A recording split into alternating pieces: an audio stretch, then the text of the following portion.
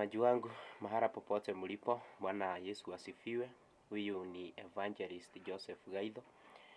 Nimekuja hapa siku hii njema, ikiwa ni siku ya kwanza ya wiki, nikifurahia sana kwa sababu ya uwepo wa Mungu. Basi, kuwa nikiongea kiasi kuhusu ujumbe ambao umekuwa ukitrend katika mitandao ya kwamba kunao ufalme wa amani ambao unakuja. Sana sana niseme ni kwa lugha ya Kikuyu hao watu wamekuwa wakinena ama wamekuwa wakiongea. Nami sasa ninakuja kwa lugha ya Kiswahili. Nauliza maswali machache ambayo ningependa yaweze kujibiwa kwa sababu wakati ambapo tunasoma Biblia na mahala ambako tunasikia ya kwamba kuna mfalme mwingine wa amani isipokuwa yule Yesu ambaye tunamjua. Pangu mimi binafsi najua ya kwamba mfalme wa amani ni Yesu Kristo. Kwa sababu wafalme wote ambao wamekuweko tangu mfalme Daudi kuendelea ni tangu mfalme Sauli kuendelea ni wafalme ambao wamekuwa hawajawa wakamilifu, na ndiposa unapata ya kwamba hawa wafalme wote walikufa na wakazikwa. Hadi mwandishi anasema ya kwamba anajua kaburi la Daudi mahala liliko, lakini kaburi la Daudi likijulikana mahala liliko, kuna utabiri ambao ulikuwa umetabiriwa na kusema ya kwamba mtumishi wa Mungu hataachiliwa apatane na kuoza. Sema ya kwamba wakati ambapo kulikuwa kuna neno kuhusu mtumishi wa Mungu ambaye hataoza, hiyo verse ilikuwa ina specialize ikimgusia Yesu, kwa sababu Yesu ndiye dhidi ya wafalme wote ambao walikuweko duniani. Hakuna mfalme ambaye tunasikia ya kwamba alienenda juu mbinguni kama vile ambavyo akina Elijah walichukuliwa na akina Enoko, na vile vile Yesu Kristo pia naye aliweza kupaa juu mbinguni.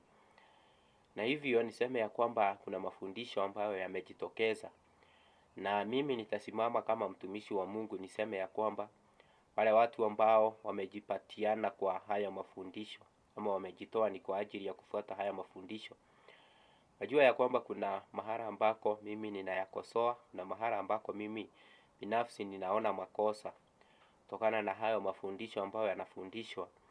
Mimi naamini ya kwamba mfalme wa amani number one ni Yesu.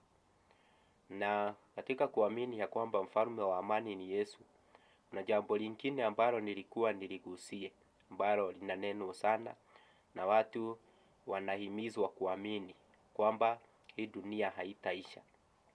Ati kwamba ndiye hii dunia ambayo itabadilishwa kwa njia ya neno. Na niseme ya kwamba wapendwa, tangu wakati wa manabii ambao walikuweko duniani, watu wameishi katika nyakati za kutokusikia manabii na kutokusikia watu ambao wametoka kwa Mungu. Na kwa sababu ya hayo, wakati ambapo watu walikosa kusikia Mungu nyakati za Nuhu, tunaweza jionea vile ambavyo kuliendelea.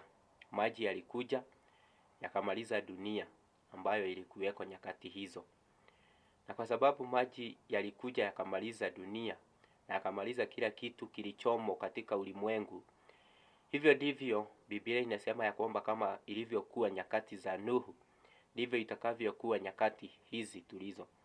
Watu wameendelea kutokutii Mungu, kutokufanya vile ambavyo Mungu anataka, na kufanya vile ambavyo mawazo yao yanawaelekeza kufanya. Lakini nichukue fursa hii niseme ya kwamba kama tutajichagulia kufuata mafundisho ambayo si ya kiungu, ama tutajichagulia kukaa kama vile ambavyo sisi wenyewe tunataka, si kuongozwa na Mungu, basi tunangojea moto. Na hili ndilo neno la kinabii la siku hizi, vile ambavyo manabii walikuwa wanatabiri ya kwamba kuna maji ambayo yanakuja. Pia nami ninatabiri na ninasema ya kwamba kuna moto ambayo unakuja, na huo ni moto ambao utakuja kusafisha ulimwengu ama kuondoa ulimwengu huu mpotovu, ulimwengu ambao na vizazi ambavyo vinamwabudu shetani. Ndiposa tunaona ya kwamba kuna watu wa Freemason na watu wa Illuminati na kuna watu wengine wa vikundi mbalimbali ambao vyo ni vya shetani na kishirikina, ambayo yameingia sana katika ulimwengu ama katika nchi yetu na hasa ya Kenya. Nina ushahidi kwa sababu ya vile ambavyo nimekuwa nikiona, hata wengine wamekuwa wakinipigia simu ati niweze kujiunga na hicho kikundi chao. Lakini niseme ya kwamba kando na kuwa na mambo hayo yote ambayo yanafanyika katika ulimwengu, hapa ndipo ambapo tunaambiwa ya kwamba ati ufalme wa Mungu utajipanda hapa duniani ama utakuja hapa duniani na tutakaa hii dunia na huo ufalme. Lakini kusema kweli ni kwamba ufalme wa Mungu utakapokuja, ni lazima uondoe huu ufalme ambao ni corrupted, ambao haujasimama vizuri kiungu ama haujaenenda katika njia ambazo ni za kumfurahisha Mungu.